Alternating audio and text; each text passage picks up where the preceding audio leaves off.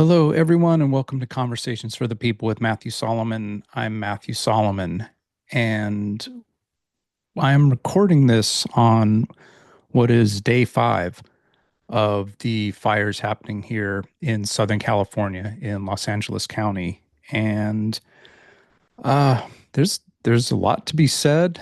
There's a lot of uh, beautiful, amazing things that are happening in terms of people who care about people doing really beautiful and gracious things that I want to talk about. And there's a lot that's happening that's in addition to the horrors of the fires and the destruction. There's a lot of rhetoric, a lot of judgment, a lot of things that are happening that are really disheartening, um, that I want to talk about as well.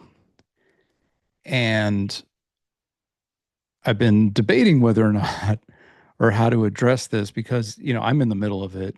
Um, I haven't had a chance to fully process and we're still in the middle of it. Um, but I think it's important to really humanize one another, not just here, but across the world, and to take this opportunity to look at ways that we humanize and dehumanize each other for our own benefit.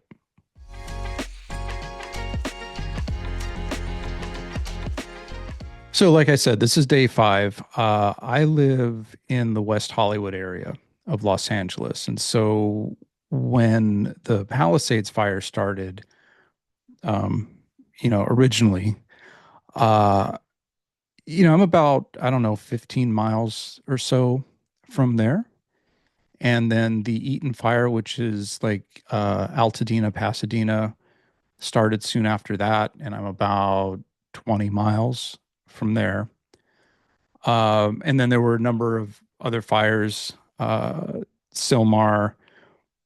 There was one a couple days ago in Runyon Canyon. They called it the Sunset Fire, which was a little over 2 miles from us. And so that was the point where we were like, all right, we need to be ready to go if we need to go. And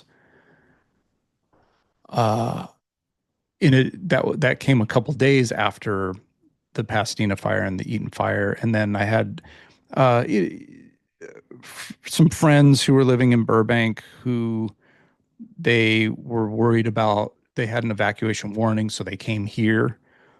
We put them up, but then the Sunset Fire happened, and then there was the warning that we might have to evacuate here. And I know several people who evacuated. Luckily, were able to get back into their homes, but then the people that were here then moved down closer to LAX. And so, and then in addition to the threats of the fires, we're dealing with very bad, harmful air quality because there's just smoke and soot and ash. And um, it was a couple days ago. I mean, it's been bad, but a couple days ago, went to walk the dogs with my dad and couldn't breathe. You inhale and it's like, oh, I can't even inhale. And then, we're all sneezing and coughing, even though, we're mostly staying inside. And it's, and that's the physical part. And then just really uh, witnessing the destruction. They said something like over 7,000 structures have been destroyed. Hundreds of, so hundreds of thousands of people. No, I don't know. Thousands of people displaced. Um, Thousands of people displaced between the Palisades and Altadena, Eaton, and the other areas, and it's a lot. And so L.A. County is 60 square miles. L.A. County is huge. They said last night the Palisades fire is twice the size of Manhattan, and that was as of last night.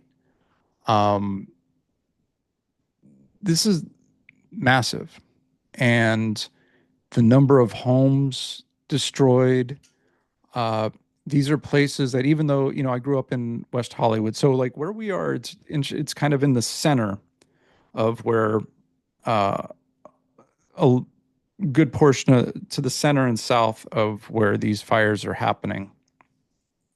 And for many of us who grew up here, um, even though these places are farther away, like we've all spent time in these places. Like one of my absolute favorite places in Los Angeles is this cliff overlooking Pacific Coast Highway in the Palisades.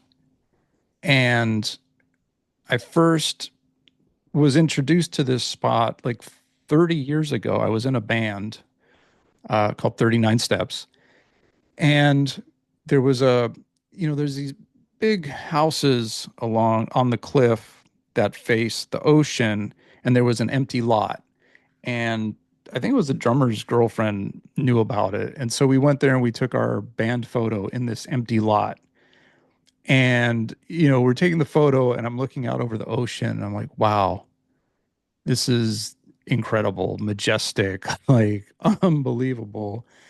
And I started going there by myself. I would go there at night just to think. I would go there, when I was having a hard time with things or going through breakups or whatever.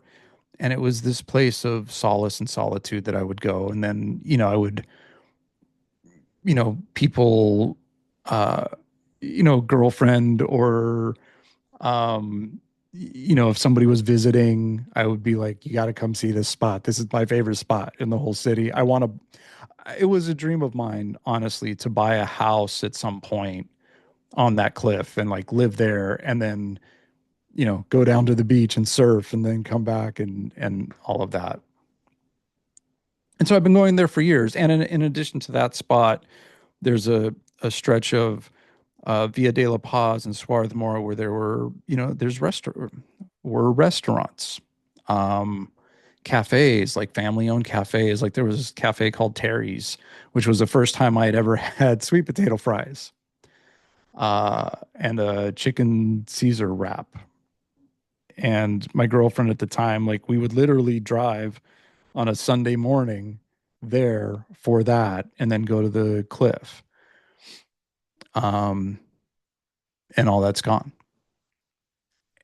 And Altadena, Pasadena, where the Eaton fire is, one of my mom's best friends that she'd known since junior high had a house there. And her kids were the same age as my sister and me. And so growing up, we spent a lot of time in Altadena. We would go there, hang out at their house, do things around there. As an adult, Echo Canyon, like I've hiked Echo Canyon many times. In film production, as an actor, as I did background work as an actor also. There's so much production, commercials, filming commercials and movies and things. So much of that happens in Pasadena and Altadena. And I have friends from the business uh, who have lived there. I've spent so much time there that, there are these parrots, uh, these green parrots that are notorious. Like there was this thing many years ago where there were parrots and I think there was a fire or something, but they got loose and then they started multiplying. And so they're a thing in that area. And so like, we'd be on set trying to record sound. We'd be like, all right, we got to wait for the parrots because they're they're not going to shut up. Um, but all of this, and then Old Town Pasadena, like this is a big part of uh my life. Places I've gone, things that I've experienced with friends and family. Back in the Palisades, at the beginning of COVID, when everything was shut down and we couldn't go anywhere and we had to shelter in place, and I was living with my dad. My mom had passed away, my uncle, my dad's brother passed away, and we were stuck, you know, in the house, and I drove my dad out to that cliff in the Palisades. And so, and this is the beginning. So we're walking around, we're wearing masks outside and everything. But he had never been there. And I remember him looking out and being like, wow, I feel like God. This is incredible. And the fires that are going on in the valley, like Granada Hills. I have a group of cousins that were born and raised in Granada Hills. They've since moved to other places, but Granada Hills, West Hills in the valley. One of my best friend growing up, elementary school, junior high, and high school, lived in North Hollywood. And those of us, again, who have strong roots here, like we've been to all these places. Like all of these places have meaning to us, whether or not we've lived in them or not. And, one of the things that's been really heartbreaking is seeing people online talking crap about LA, being like, oh, it's just a bunch of, wealthy people, it's just a bunch of actors, it's just a bunch of celebrities, just a bunch of Zionists, it's just a bunch of, whatever, like whatever the label is to dehumanize uh, this stereotype of who people in Los Angeles are. And the reality is, like, LA, because it's so spread out, because of our history, LA is multi generational. Like, there are indigenous families that have been here since, you know, thousands of years. My grandparents on my dad's side were immigrants in the early 1900s. My grandparents on my mother's side were Holocaust survivors, so refugees who have been here who had been here, they passed away, been here since the 40s. Um, the house I grew up in, my parents bought in 1970. Uh, so many of the houses in the Palisades were multi-generational. People who were talking crap about like, oh, it's just a bunch of rich people. No, no. I mean, my daughter, one of my daughter's junior high friends who lived in the Palisades, her parents are college professors. They were able to buy a house. I think it either had been in the house in the family for a long time, or they were able to buy like 30 years ago when it was still um, affordable. Our property values have increased a lot, a lot, a lot, right? And so there's houses in the Palisades that are like, five, six, seven, $10 million, right? And there are a lot of houses, like they talk about the alphabet streets that have been there forever, that multiple generations of families have been in, that like there's folks that, there's people in their 70s and 80s that have lived there their whole lives that lost their homes. One of my friends she's a casting director, like she grew up in the Palisades. Her uh, parents' house, they've had it since and she's older than me, but, they've had that forever. And then her sister was able to buy a house in the area, lost her house. Um, Palisades is like, it's a lot of middle class and working class. It's teachers, it's um, like film production, like crew members who were able to save money.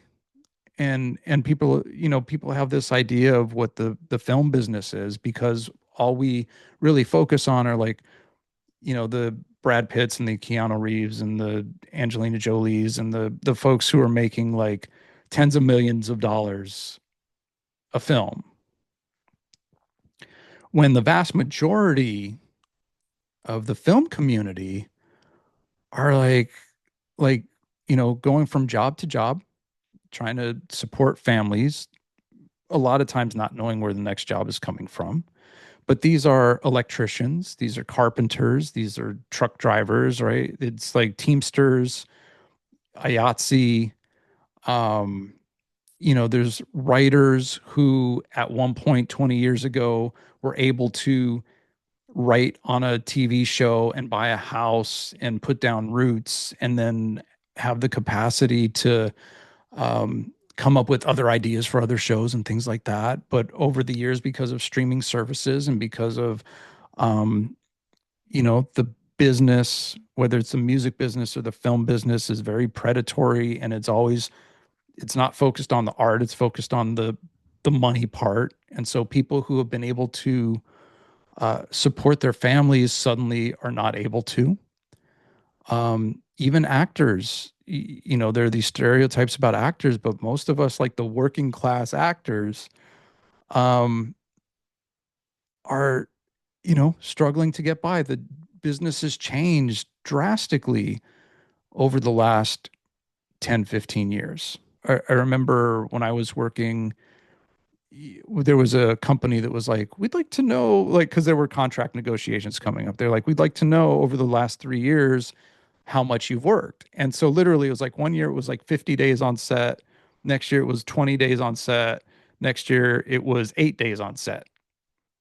And it's because, you know, productions trying to save money, filming in other countries, with non-union, not having to worry about unions, um, not having to pay. So it's changed, and there are these ideas of who's working class and who's not, and who provides what services and whatnot. And at the end of the day, the vast majority of us are just people trying to survive, just trying to live the American dream, whatever that is, but really just trying to have a roof over our heads, food on the table, clothes on our backs. Um, that's, and I'm just talking about the Palisades. You go into where Pasadena, Altadena is, it's one of the few neighborhoods where Black families were able to put down roots and have homes that were, generational homes that, uh, my dear friend, Nikki Black, who has been on the show. Nikki is in Reimagining Safety.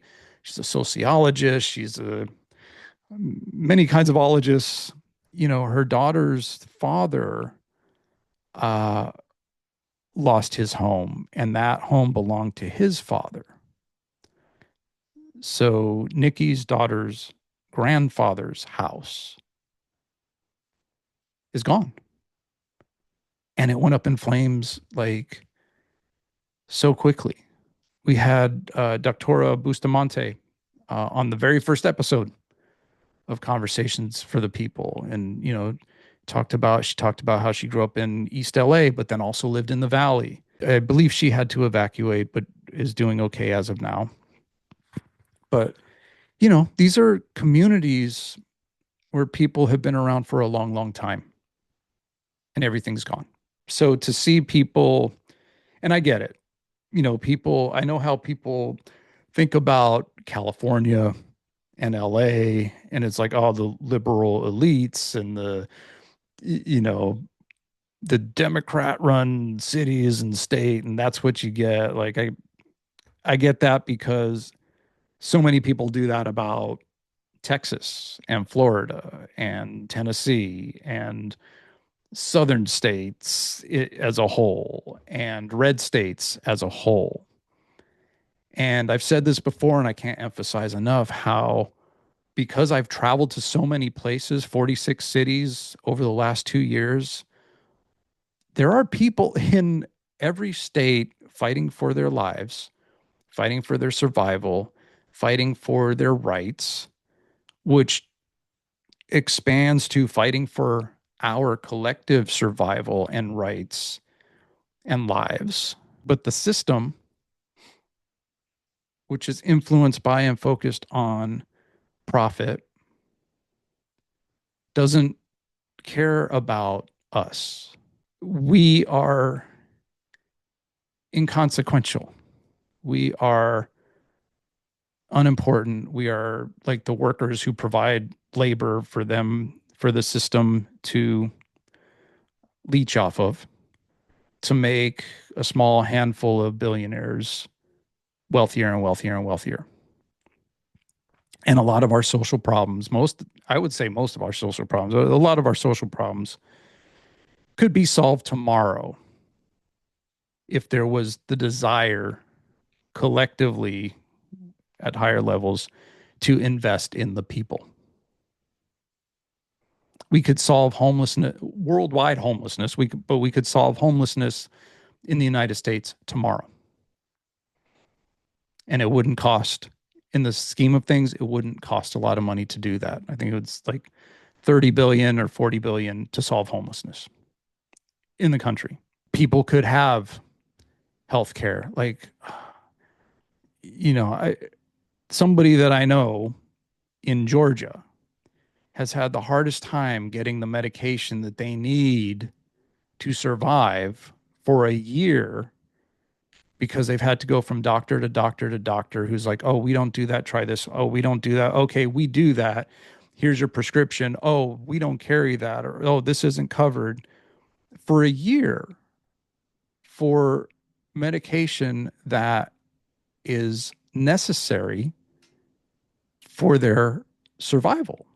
We have more and more investments in caging people and locking people up, hiring more police to control the citizens when we could take a majority of that money and invest in housing and healthcare and education and job training, and that sort of thing. And so if you're listening this far in, and if you care about anyone, I invite you to consider that we are all in this together. We all need each other. We all benefit from mutual aid, from taking care of one another, from recognizing the humanity in each other. And there's a lot of that that's happening out of necessity, because when there's tragedies, that's when people tend to be like, oh, I got I got a truck. Let's load it up with some water and blankets, and let's invite people to donate stuff, and let's collect money and take care of people, because that's happening. And that's always a beautiful part of humanity. And it sucks that it mostly pops up in tragedy on a large scale. Now, the thing is, there are folks who from day one have been collecting supplies and resources and money to support families that are always doing that work. And these are the social justice organizations. These are the local bookstores. These are the community groups that get demonized for organizing protests and get demonized for showing up at city council meetings, um, demanding investments in the people and in communities. And so from day one, Midnight Books in Huntington Park has been collecting uh, supplies and collecting necessities and distributing them. Midnight Books, All Power Books. There's a bunch of bookshops in Inglewood that have been doing this. The People's City Council, who is like hardcore for the people, like have been doing this work and getting information out using their platforms to inform people.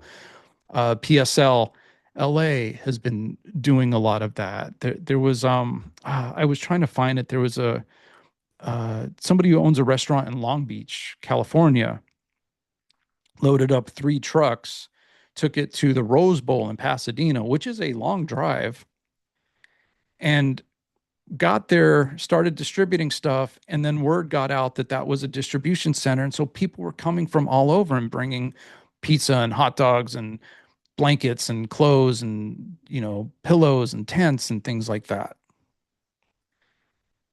And so, and there's the central kitchen, like the chef who, providing food for people and providing for first responders. The Pacific Design Center here in West Hollywood, they had a donation drop off where they were collecting stuff here. Um, and those local groups don't really get covered. And that's a shame because, again, across the country, there are local groups who are doing this work who the media doesn't cover. They don't have support on a big scale, they don't have financial support. But there are people who care about people who are doing the work constantly. And it's important to shine a light on that. And that at the end of the day, in the tragedy, there's there's the humanity. And so I wish for all of us that we stop needing tragedy to spark our humanity. D-Town Pizza, I have to give a shout out to in West Hollywood. Like they were giving out free pizzas around Christmas for community members. Now they're donating proceeds and feeding people. Tail of the Pup, which was my high school job, the big hot dog. They just announced they're donating all the sales from all hot dog sales. They are donating to uh, you know to fire relief and all of that. And so my wish is that we stop needing tragedy to inspire humanity. And I have to add that the destruction that we are experiencing here in Los Angeles,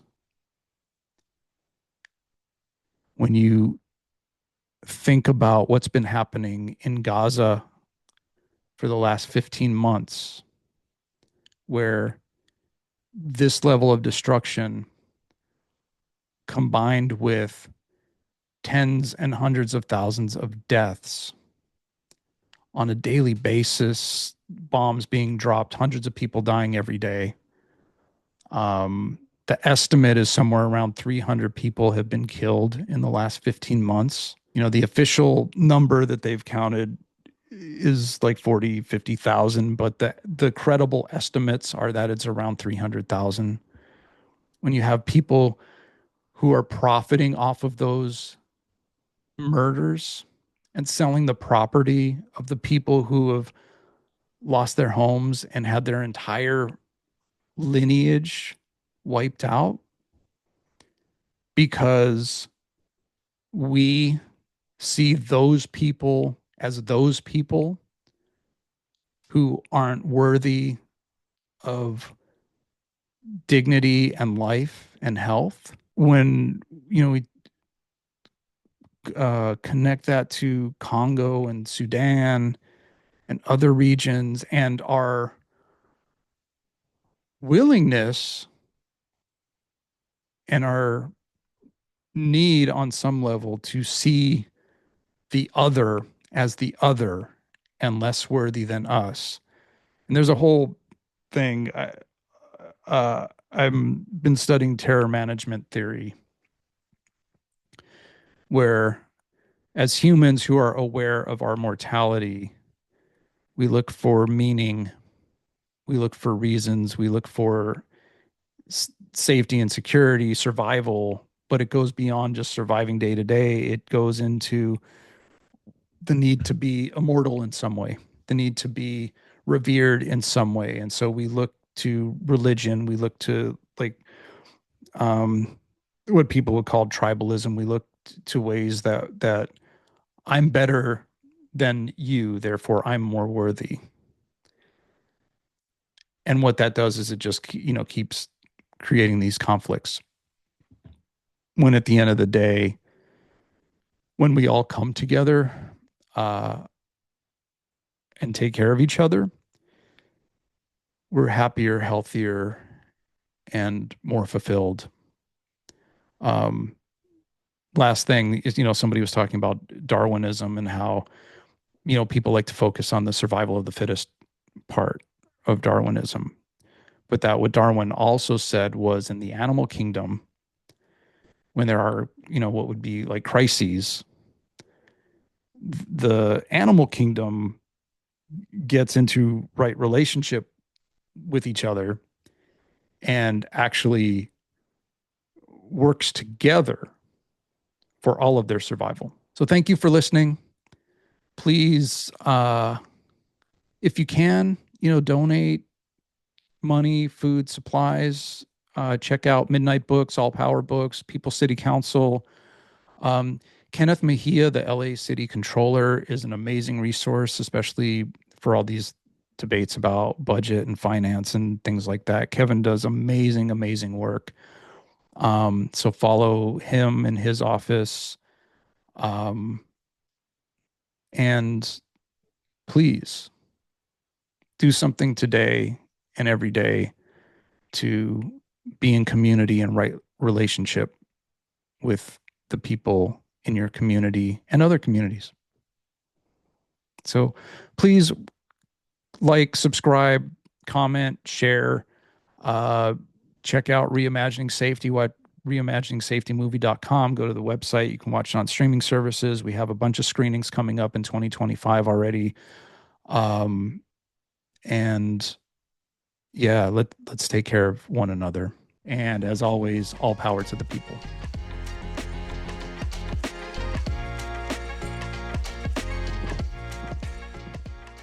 Have you ever wondered what public safety could look like if we reimagined it from the ground up? Watch Reimagining Safety, a powerful documentary that explores solutions rooted in dignity, care, and justice. Visit reimaginingsafetymovie.com and join the movement to build a safer, more equitable future for everyone.